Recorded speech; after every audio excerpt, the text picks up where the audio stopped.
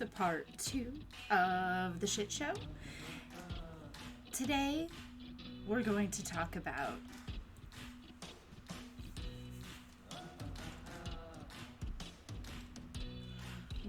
for lack of a better word, we're going to talk about grifters. People who pretend to be something, to manipulate people who have experienced some sort of emotional impact into partying with either their hard-earned money or their social capital.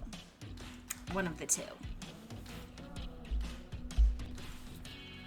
People like to throw around the word cult quite a bit in online spaces.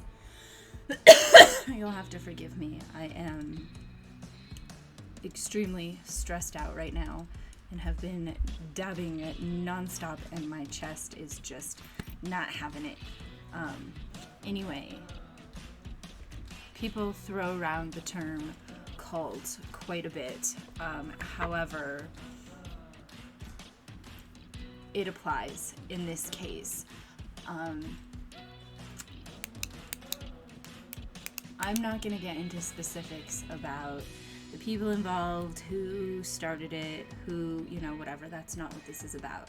What this is about is recovering from the kinds of abuse that this cult has put me through, and what they're going to continue to put me through until they've silenced me permanently, until they can be assured that I'll no longer bring them up ever again.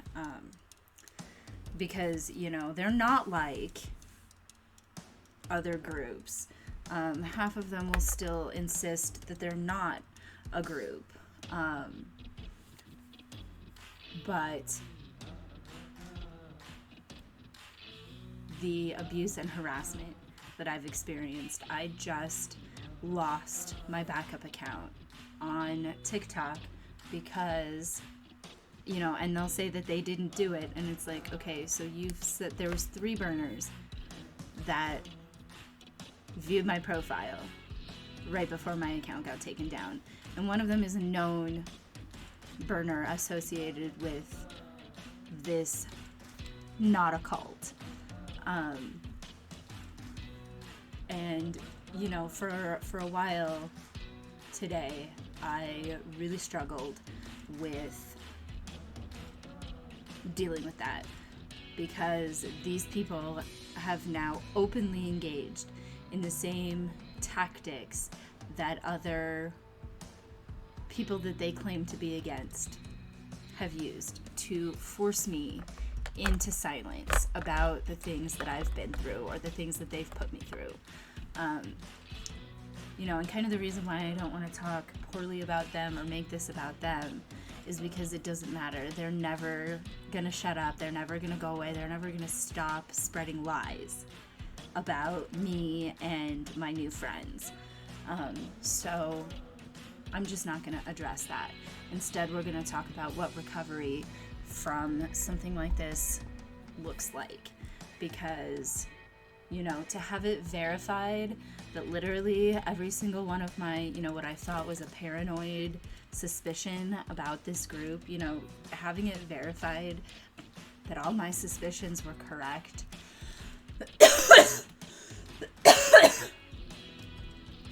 really kind of made me spiral.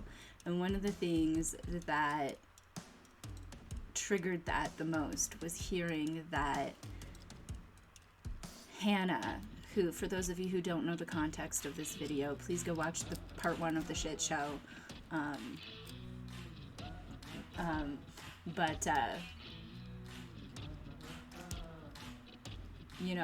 It's really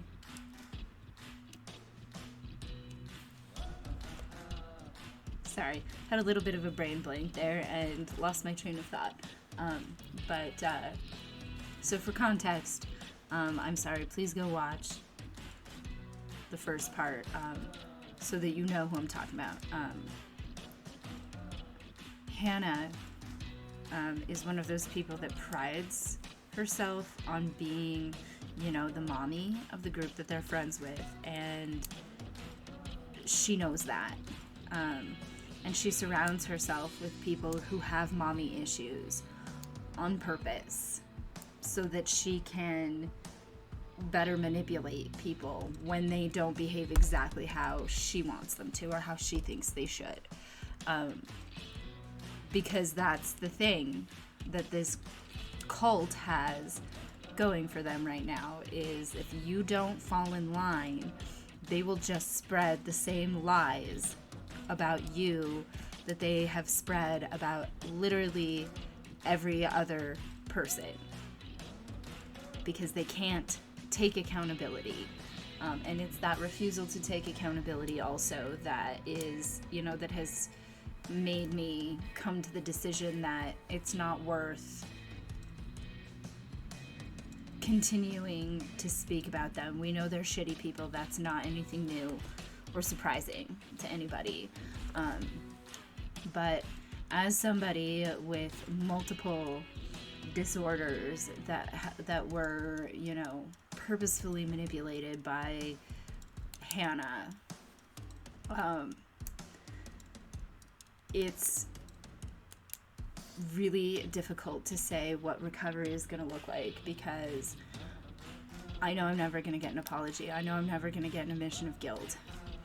And for someone like me who struggles with borderline personality disorder, a couple other things going on, that for someone who struggles with that stuff,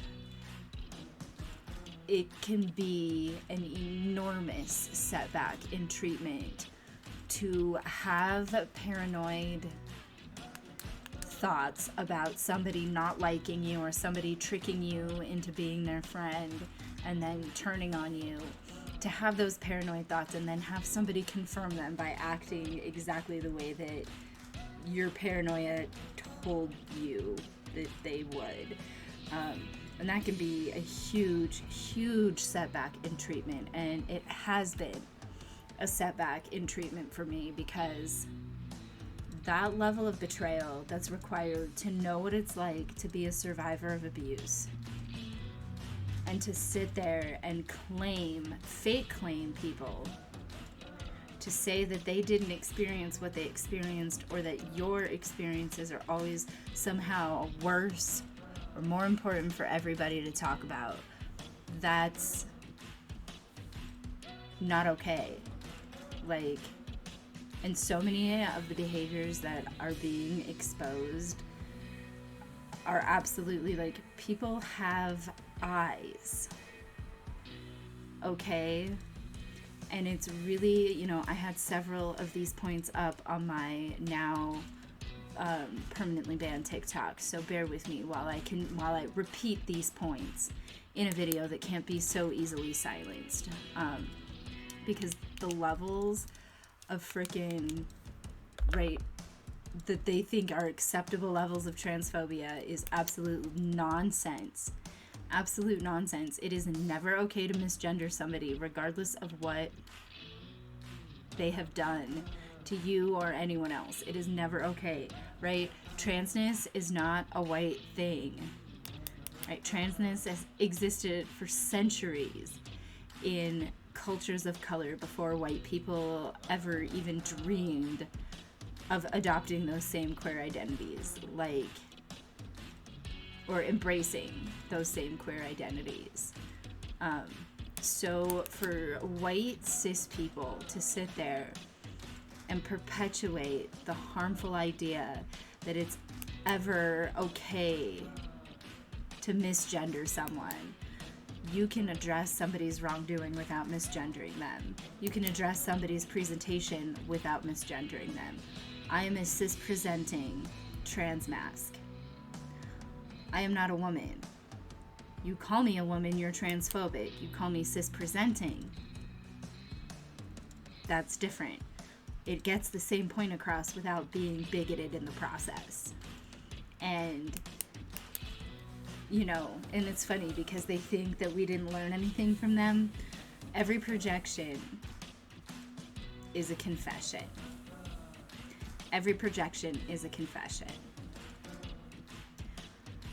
I believe that Anthony started the movement narcissist conversation to deflect from the fact that he engages in exactly the same tactics that the people who attacked him engage in. We will eliminate your social capital if you don't bow to our demands. What are his demands? That he is infallible, that he is God, that he never says anything wrong despite encouraging transphobia, ableism, anti-indigeneity, and then of course the encouraging and the punching down on queer people while claiming to be queer revolutionaries. No.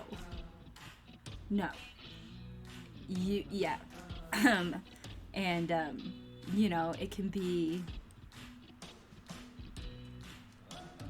jarring to be betrayed by somebody who, presents themselves as an expert, and as somebody who's not just an expert, but who's also supposed to be trustworthy, is threatening my partner an act of trustworthiness. Is getting my account taken down an act of trustworthiness. These are not acts of people who are acting with the best interest of communists in this country in mind. These are people who are working with ego in mind. They do not represent communism as a whole. And that's another huge part of the recovery process, is realizing that not every communist that reaches a hand out to me is going to be treating me the way that Hannah did. As a matter of fact, I actually have a new friend from TikTok who, incidentally, I bought the propaganda that Hannah and Anthony were spreading about this person, and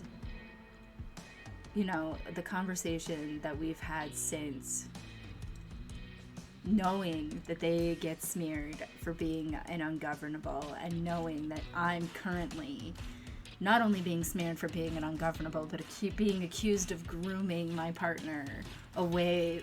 How do you groom someone away from a cult? I freed him. If you see anybody trying to say that a 26-year-old man was groomed away from a cult, you send them to me, to my inbox, and I will let them know exactly how fucking stupid they are. Because that's legitimately all they've got. That's all they've got. What have I done? What have I done except continually and consistently call Hannah out for being performative and for stealing my content ideas? It's ridiculous that it had to come to this in the first place, but I guess that's what being in a cult is all about.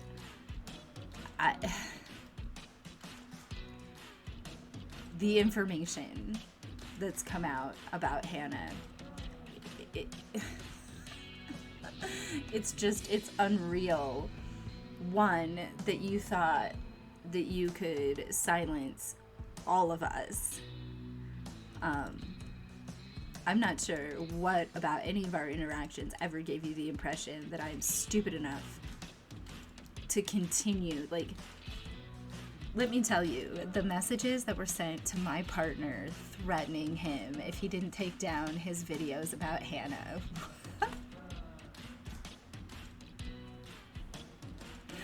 I've heard less dehumanizing language from somebody trying to bring their dog to heel. Absolutely filthy the way that Anthony thought was appropriate to speak to my partner. You don't get to demand anything of me. And that's the other thing that I think that I'm gonna find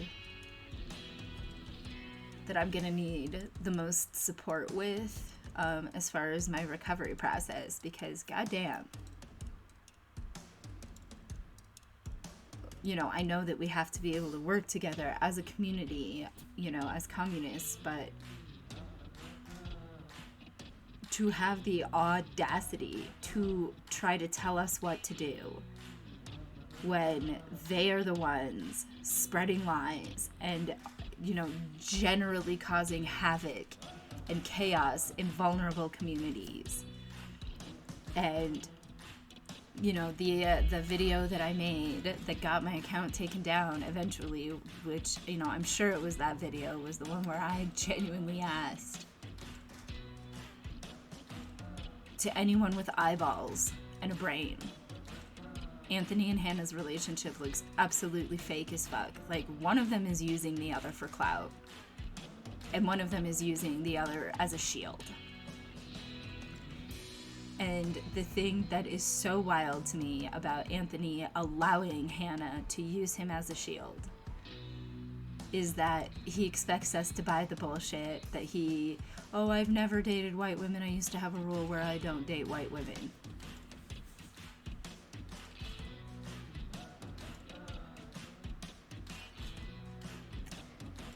Cis het men in relationships with white women shouldn't be considered revolutionaries of any kind.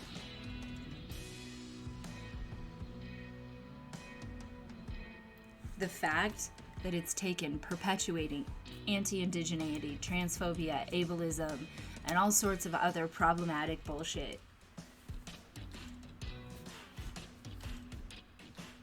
and what benefit do you get from the cult? Like, some mutual aid, right? Like, I did a mutual aid when my daughter needed dental work, and we met our goal, and nobody from the pickle cult contributed at all.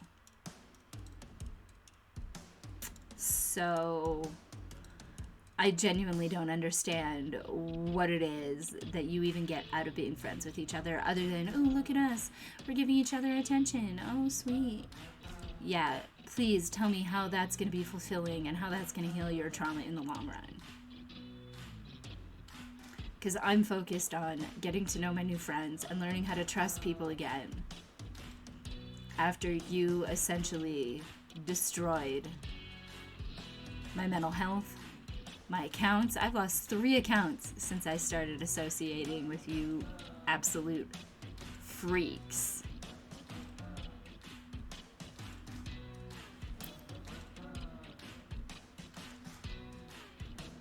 And it's just exhausting. It's just too much at this point for me to let you shut me up.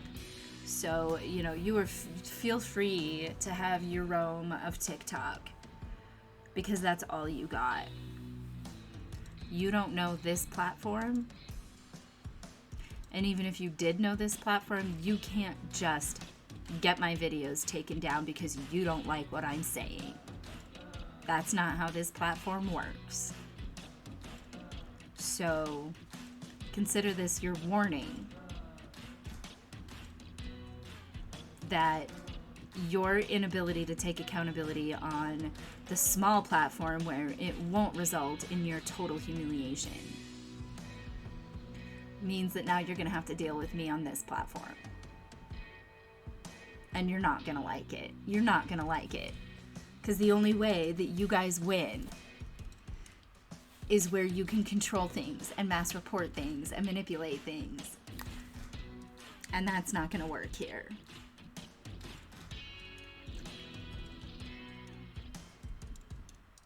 Because part of my recovery process is going to be refusing to let you silence me. You can lie about me all you want. I've been having lies spread about me on the internet since 2004, bitches. You ain't got nothing on what I went through back in the early days of the internet. Literally. Ooh, I'm ungovernable. None of my mutuals who matter will care. Nobody who matters will care. You're gonna have to work really hard to come up with a bad enough lie to get people to care and turn on me, like the people that matter. Because I don't think You lunkheads heard me the last time I said it. I'll say it again so that you hear me loud and clear this time. I don't care about being popular. When I say things, I genuinely mean them. I believe in patching things up with people who didn't deserve to be smeared in the first place.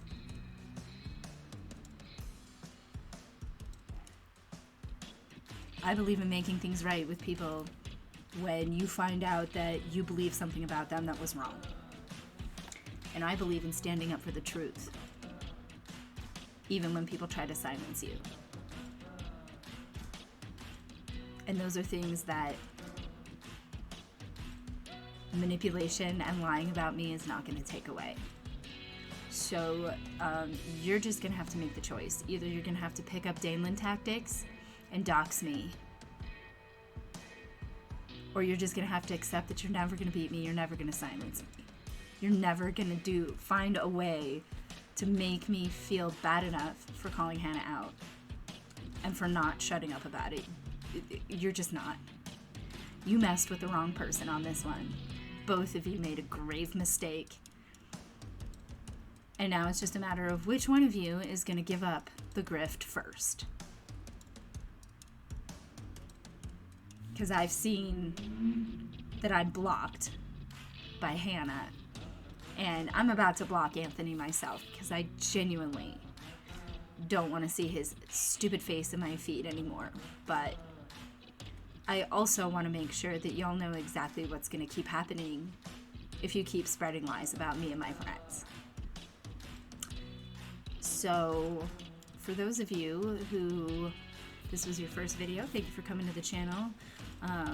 Thank you for helping me expose liars, abusers, and discuss how to recover from being manipulated by an online cult. I think I'm going to do my next video, get back to my horror content and talk about some horror sequels and the history of horror sequels and why they work and why they don't when they don't. I'm also going to be doing more adoption content on YouTube, simply for the fact that, you know, for obvious reasons, I'm trying to divest my content from TikTok. So stay tuned for that.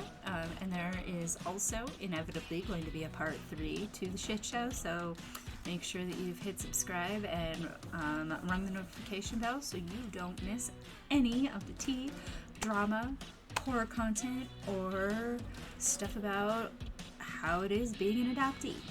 We'll see you in the next one.